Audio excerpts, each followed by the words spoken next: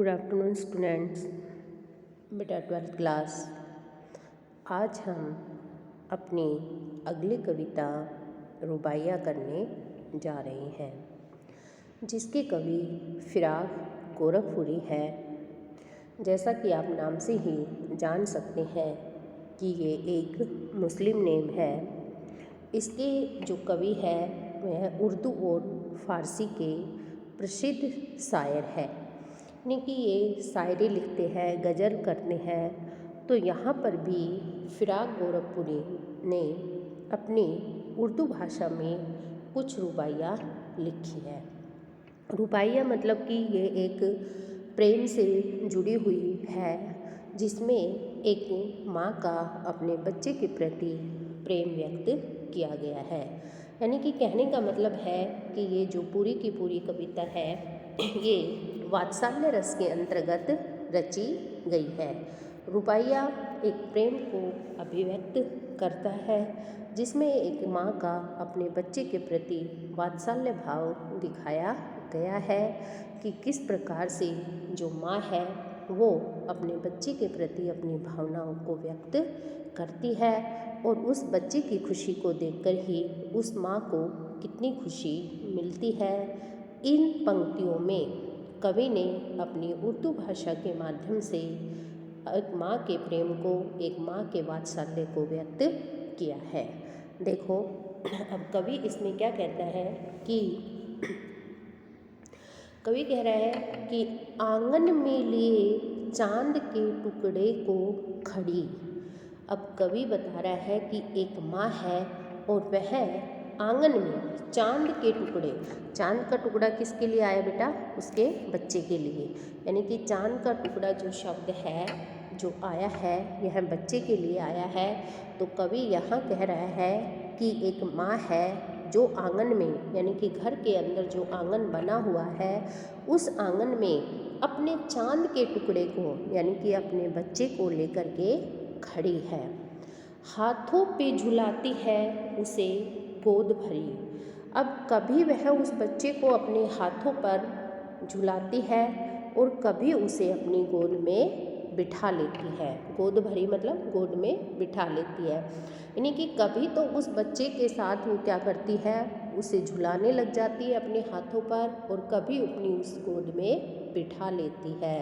रह रह करके हवा में जो लौका देती है, रह रह कर मतलब रुक रुक कर, यानी कि बीच बीच में रुक रुक करके हवा में मतलब ऊपर की तरफ लौका मतलब झुलाती है, उसको हिलाती है, उछालती है।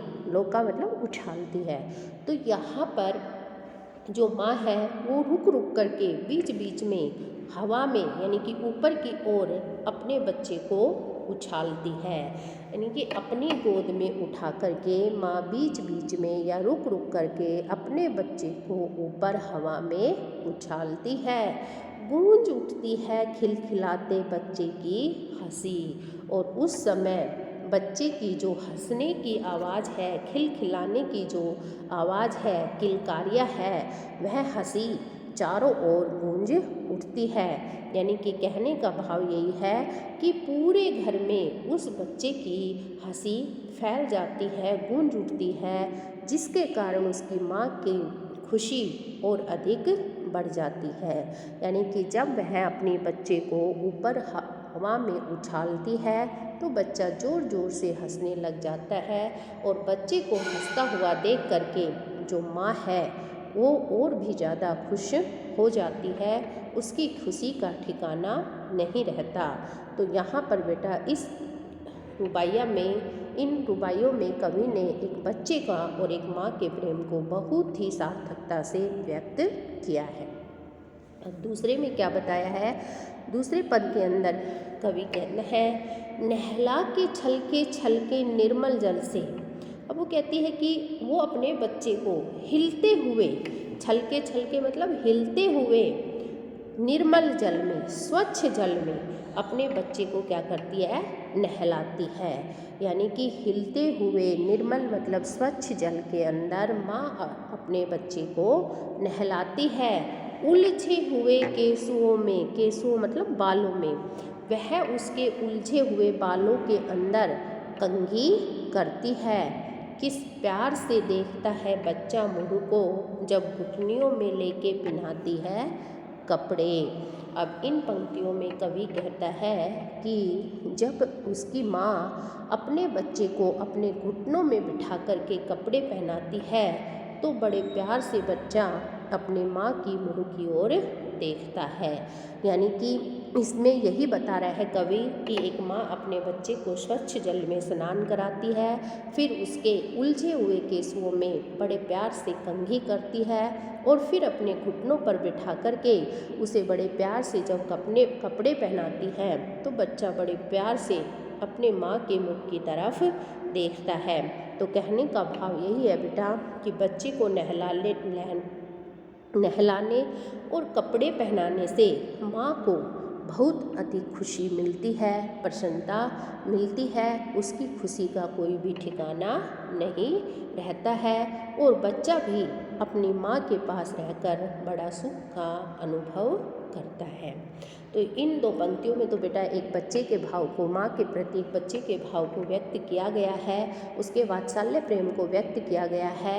अगली पंक्तियों में जो आएगी उनके अंदर जो कवि है वह अपने जितने भी त्यौहार हैं उन त्यौहारों के बारे में इसमें बताता है और किस प्रकार इन त्यौहारों पर माँ अपने बच्चे के लिए क्या करती है। अब अगला पद है हमारा, दिवाली की शाम घर पुते और सजे। अब कवि कहता है कि जब दिवाली की शाम होती है तो सभी के घर सजे धजे और सवरे रहते हैं, साफ सुथरे रहते हैं। चीनी के खिलौने जगमगाते लावे। अब इसमें बताया है कि इस दिन यानी कि दिवाली के दिन जो लोग हैं वो अपने घरों में चीनी मिट्टी के जगमगाते खिलौने लेकर के आते हैं। यानी कि चीनी मिट्टी से बने हुए जो खिलौने होते हैं, जगमगाते हुए खिलौने होते हैं, वो अपने घरों में लेकर के आते हैं। वो रूपवती मुखड़े पे एक नर्म दमक बच्चे के घरोंने में जलाती है दिए। तो इसमें कवि कहता है कि उस समय उस रूपवती मुखड़े पर यानी कि उस सुंदर से मुखड़े के ऊपर एक अलग ही चमक आ जाती है, एक नर्म ही चमक आ जाती है, हल्की सी चमक दिखाई देती है। बच्चे के घरोंने में जलाती है दिए। जब उसकी माँ अपने बच्चे के मिट्टी के घर के अंदर जब मिट्टी का दिया जलाती है तो उस बच्चे के मुख पर एक अलग ही चमक दिखाई देती है। यानी कि उस बच्चे का एक मिट्टी का अलग से छोटा सा घर बनाया गया है और उस छोटे से घर के अंदर जब माँ एक मिट्टी का दिया जलाती है तो बच्चे के चेहरे पर अलग ही चमक दिखाई देती है और उस चमक को देख कर के जो माँ होती है वो और भी ज़्यादा प्रसन्न हो जाती है। तो बेटा जब बच्चे को एक माँ अपने बच्चे को खुश देखती है तो उसकी खुशी का ठिकाना नहीं रहता। जितना बच्चा खुश होता है उससे ज़्यादा खुशी उसकी माँ को मिलती है अपने बच्चे को खुश देख करके। आगे है, आंगन में ठुनक रहा है जिद आया है। इन पंक्तियों के माध्यम से कवि बताना चाहता है कि जो बच्चा है वो धीरे धीरे बड़ा हो रहा है और वह अपने घर के आंगन में खड़ा होकर के जिद कर रहा है। किस चीज़ की? बालक तो हुई चांद पे ललचाया है, कि वह बालक उस चांद के ऊपर ललचा गया है। यानी कि जो बच्चा है बेटा वह अपने घर के आंगन में खड़ा है और अपने घर के आंगन में खड़ा होकर के वो जिद कर रहा है। और जिद भी किस चीज़ की? क्योंकि जो बालक है वो चांद को लेने की जिद कर रहा है, चांद पर वह ललचा गया है, चांद को वह मांग रहा है। दर्पण उसे दे के कह रही है माँ। अब कवि कहता है कि उसकी माँ क्या करती है कि उसकी माँ बेटा उसको दर्पण दे देती है। दर्पण शीशा, यानी कि बच्चे के हाथ में दर्पण दे देती है और उस बच्चे से कहती है देख आईने में यानी कि दर्पण में या शीशे में चांद उतर आया है, कि देखो अब इस दर्पण के अंदर क्या है, जो चांद है वह नीचे उतर आया है। तो इस प्रकार से वह अपने बच्चों की जिद को पूरा करती है। वो कह रहे कि बेटा देखो, वास्तव में तो चाँद लाया नहीं जा सकता, लेकिन फिर भी अपनी एक माँ जो है वो अपने बच्चे को किस तरह से बहलाती फुसलाती है, उसे प्यार करती है, तो वह उसे एक आईना दे देती है। और आईने में जब चाँद की परछाई पड़ती है, चाँद की परछाई पड़ने पर वह अपने बच्चे से कहती है, देखो चाँद नीचे उतर आया है। यह देखकर वह बच्चा भी खुश हो जाता है, और बच्चे की खुशी को देखकर जो माँ है उसकी खुशी का तो ठिकाना ही नहीं रहता। आगे है बेटा, रक्षाबंधन की सुबह। अब इन पंक्तियों में कवि ने किसका वर्णन किया है? रक्षाबंधन का जिक्र किया है। अब यहाँ पर कवि कहता है, रक्षाबंधन की सुबह रस की पुतली, यानी कि जो रक्षाबंधन की सुबह है, जिस दिन रक्षाबंधन था, उस दिन की जो सुबह है वो मिठास से भरी हुई है, आनंद से भरी हुई है, आनंद और मिठास की एक भेंट है। छाई है घटा गगन की हल्की हल्की। वो कहते हैं कि उस समय आसमान के अंदर, गगन में मतलब आसमान में हल्की हल्की घटा छाई हुई है, यानी कि बादलों की घटा छाई हुई है। क्यों छाई हुई है बेटा? क्योंकि जो आपको पता है कि रक्षाबंधन जब आता है तो वो सावन के महीने में ही आता है, और सावन का महीना बरसात का महीना होता है। उस समय क्या होता है कि बादलों की छटा आसमान के अंदर छाई रहती है, आसमान के अंदर नज़र आती है। तो इसी प्रकार से जो छटा है बेटा, वो हमें दिखाई दे रही थी। किस दिन? रक्षाबंधन के दिन। बिजली की तरह चमक रहे हैं लच्छे।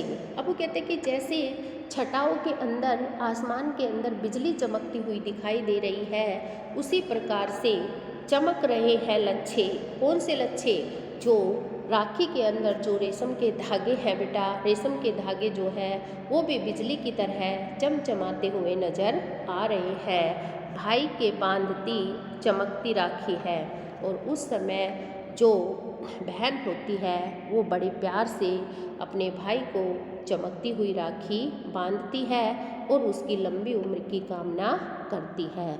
यानी कि इन पंक्तियों के माध्यम से भी कवि यही बता रहा है कि भाई और बहन का भी एक अलग ही प्रेम होता है। उस दिन जो बहन होती है वो बड़े प्यार से अपने भाई के लिए दुआएं मांगती है और उसकी लंबी उम्र की कामना करती है।